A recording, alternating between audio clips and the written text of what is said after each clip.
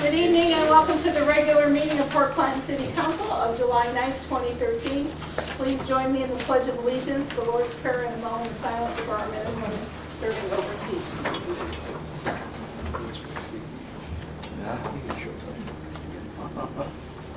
I pledge allegiance to the flag of the United States of America and to the republic for which it stands, one nation, under God, indivisible, with liberty and justice for all. Our Father, who art in heaven, hallowed be thy name. Thy kingdom come, thy will be done, on earth as it is in heaven. Give us this day our daily bread, and forgive us our trespasses, as we forgive those who trespass against us. And lead us not into temptation, but deliver us from evil. For thine is the kingdom, and the power, and the glory, forever and ever. Amen.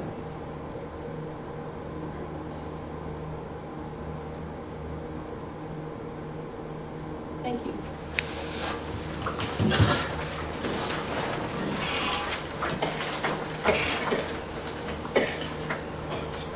The clerk, please call the roll. Mark Kapler. Present. Ron Ackerman. Excused. Deborah Benko. Present. Kathy Bell. Present. Mike Snyder. Present. Nicole DeFrias. Present. Randy Lipstra. Here. Thank you.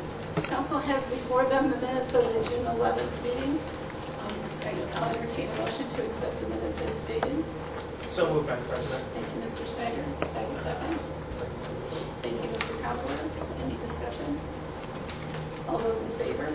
Aye. Thank you. The chair notes that certification has been received regarding compliance with the rules of notification of this meeting. I will now go to the mayor's report. Thank you, Madam President. First off, I passed this out to all the council. This is the FOPA, which is the Fraternal Order of Police Associates. This is a new organization started in Ottawa County. The lodge number is number 34, and what it is for is they're striving to provide Ottawa County law enforcement agencies with dedicated public support. So this is a support group for all of the law enforcement, just not the police department here in Port Clinton, the sheriff's department, all the agencies, different agencies that deal with law enforcement throughout the county. And they are looking for people that want to get involved and help support their law enforcement agencies. And they're all, everyone is welcome. You'll see, pass these out to council, like I said. There's also, I have some handouts and stuff like that here for anybody in the audience who would like to take one and like to get involved. It's a wonderful organization to really support our law enforcement. And I'm grateful for the people that volunteered to this. Right now we have a president, which just so happens to be Roseanne Hickman, who's also, the wife of the police chief of Port Clinton. And we have approximately, what do you think, about 25 members somewhere there? About 20, 25 right now. Right now. And we're looking to raise funds, for a lot of different things.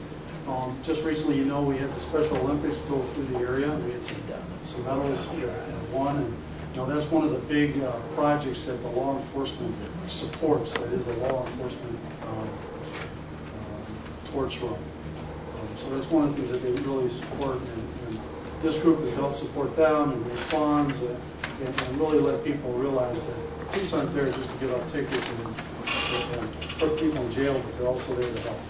So anyone that's interested, please follow up on that information. Also, I just want to let council be aware of, I was just recently received a call from Mr. Mike Rose from Washington Local Properties.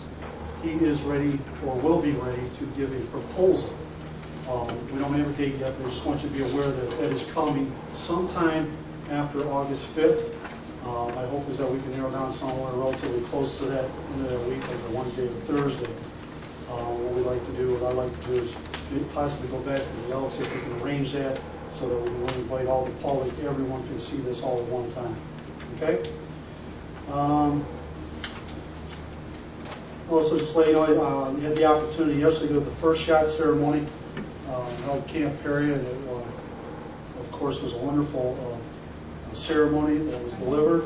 So we're very grateful for that. And as you know, the matches are on, so I hope everyone will welcome the shooters here in our area. Excuse me.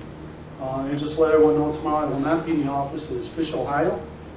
We will be with the governor out on the water. Hopefully the weather cooperates. It doesn't appear it will, but we'll be out there anyway. And For me, it's not just fishing, it's also an opportunity to talk to the governor and let him know all of our concerns in our community. That is all, Madam President. Thank you. Thank you. Auditor's report. Thank you, Madam President. I have just a few things. I want to let everyone know that I sent out the June 2013 month-end reports on July 5th, which would have been last Friday. So if you do not receive them, please let me know. Additionally, at each of your places around the table, you should find the 2012 audited financial statement. This is a document that is put together by Local Government Services out of the Auditor of State's Office. So feel free to read through that. Come to me with any questions or concerns you may have. Additionally, to add on to that, the auditors will be beginning their formal audit of the City of Portland financial starting next week, which is June 15th, or July 15th, excuse me. They'll be here for at least for a few weeks to go through everything and make sure that everything's on track as far as the general purpose external financial statements are correct. So that's it, Madam President. Thank you. Treasurer's report. Nothing tonight, Madam President. Thank you.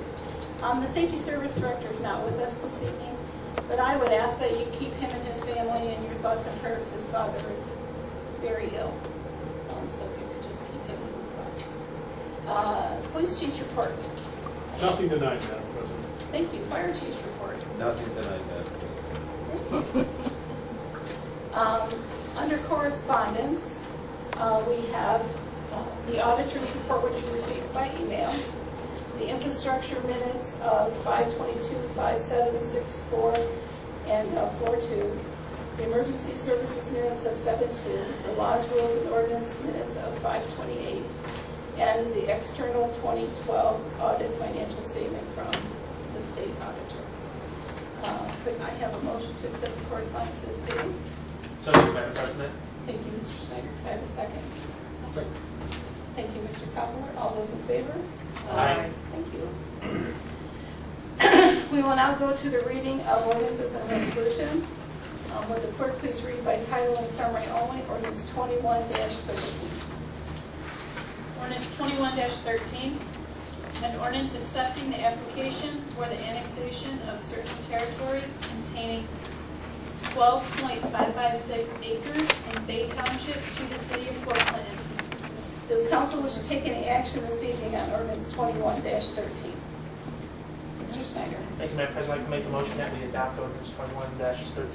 I have a motion to adopt ordinance 21-13. Do I have a second? I'll second that, Madam President. Thank you, Mrs. Snell. Is there any discussion?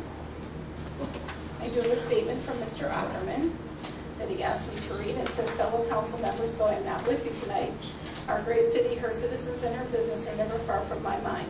Therefore, I would like to express my support for the approval of ordinance number 21-13. The city of Port Clinton should welcome the people of these two residential developments. Through this action taken tonight, the city will be able to provide the protection of our tremendously efficient and effective safety services, the Port Clinton Police and Fire Department. Not only will these residents be given the peace of mind of more immediate response safety services, they will also feel the economic benefit provided by becoming city members of our water and sewage system. Obviously, these are not the only benefits of this annexation. In my opinion, they are the most important. Council members, thank you for your time, and I encourage a yes vote for this ordinance. Any other discussion? Seeing none, will the clerk please call the roll? Randy Lipstra, Yes. Mark Kepler, Yes. Kathy Mel, Yes. Nicole DeFrias, Yes. Mike Snyder, Yes. Deborah Benko. Yes. Thank you. Ordinance 21-13 has passed. Would the clerk please read by title and summary only, ordinance 24-13. Ordinance 24-13, an ordinance authorizing and directing the Director of Safety and Service to advertise for bids and enter into a contract for a project to modernize and make more efficient the Jet Express Terminal facility operated by the Put-in-Bay Boat Line Company, all in accordance with the LTA Federal Local LET project agreement between the Ohio Department of Transportation and the city, and declaring an emergency. Thank you. Does council wish to take any action this evening on ordinance 24-13? Mr. Snyder. Thank you, Madam President. I'd like to make a motion that we retain the emergency clause on the ordinance. I have a motion to retain the emergency clause in ordinance 24-13. Do I have a second? Thank you, Ms. Benko. Any discussion on retaining the clause? Seeing none, will the clerk please call the roll?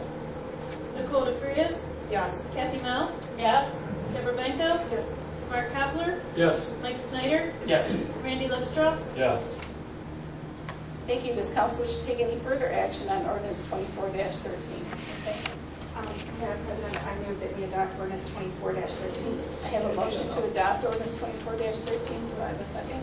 Second. Thank you, Mr. Lipstra. Any discussion? Seeing none, will the clerk please call the roll? Deborah Benko, Yes. Randy Lipstra, Yes. Mark Kapler, Yes. Nicole DeFrias, Yes. Kathy Mel, Yes. Mike Snyder. Yes. Thank you. Ordinance 24-13 is passed. We have no second readings of ordinance or resolutions. We'll now go to new readings of ordinance and resolutions. Would the clerk please read by title and summary only? Ordinance 26-13. Ordinance 26-13, an ordinance authorizing all actions necessary to effect a governmental natural gas aggregation program in the city with opt-out provisions pursuant to section 4929.26 Ohio Revised Code, directing the Ottawa County Board of Elections to submit a ballot question to the electors of the city and declaring an emergency. Does council wish to take any action this evening on ordinance 26-13? Ms. Banko. Madam President, I move that we waive the 3 required readings on ordinance 26-13. I have a motion to waive the 3 required readings on ordinance 26-13. Do I have a second? Second, Madam President. Thank you, Mr. Snyder. Any discussion? Ms. Banko. Yes, this ordinance is an ordinance that actually has already come before council a little less than a year ago.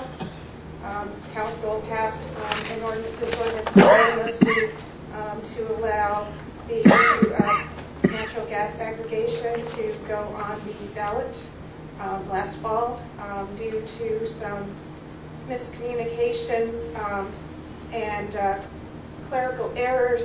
It did not go on the ballot last November, and so we are voting on this ordinance so that the auditor can submit, or the clerk, or whoever it is who submits this to the Board of Elections can do so, so that it can go on the ballot this November. And we are coming up on a deadline because the Board of Elections has to have this prior to August 7th in order for it to qualify as a ballot issue. This again is so the citizens can vote on this fall. Any further discussion? Why is this just now coming to us? If it's, I mean, I don't know anything about this, and if this deadline is so close, is there a reason why it wasn't brought further so we could have the 3 readings of it? Or, you know, brought, that's what I'm saying. It was available at the last meeting, Okay. but it had to be reviewed yet by the auditor who isn't here, so it just got approved to this. We did press for it to come before council sooner, but we just had not had the law director put it on the agenda yet. Mr. Snyder. Thank you, Madam President. What this does, City Council has to take initial action to place it on the ballot, and then the citizens of Port Clinton get to vote whether or not they want to approve or disapprove of natural gas aggregation. This body did the same thing 2-3 years ago for electricity. And so this is just the first step of putting it on the ballot, and then the citizens decide whether or not they would like to go for it. I think with electricity, it was an 80-20 approval.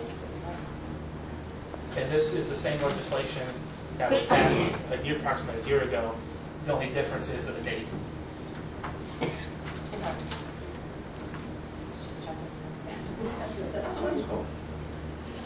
Any other discussion?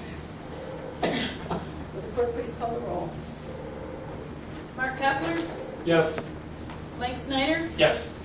Nicole DeFrias, Yes. Deborah Benko, Yes. Randy Lipstra, Yes. Kathy Mel. Yes. Thank you. Does council wish to take any further action on ordinance 26-13? Ms. Benko. Madam President, I move we retain the emergency clause in ordinance 26-13. I have a motion to retain the emergency clause in ordinance 26-13. Do I have a second? Second, Madam President. Thank you, Mr. Snyder. Any discussion? Will the clerk please call the roll? Deborah Benko, Yes. Mark Kepler, Yes. Randy Lipstra, Yes. Kathy Mel, Yes. Mike Snyder, Yes. Nicole DeFreya. Yes. Thank you. Does council wish to take any further action on ordinance 26-13? Ms. Benko. Madam President, I move that we adopt ordinance 26-13. I have a motion to adopt ordinance 26-13. Do I have a second? Second, Madam President. Thank you, Mr. Kepler. Any discussion? Yes, Madam President.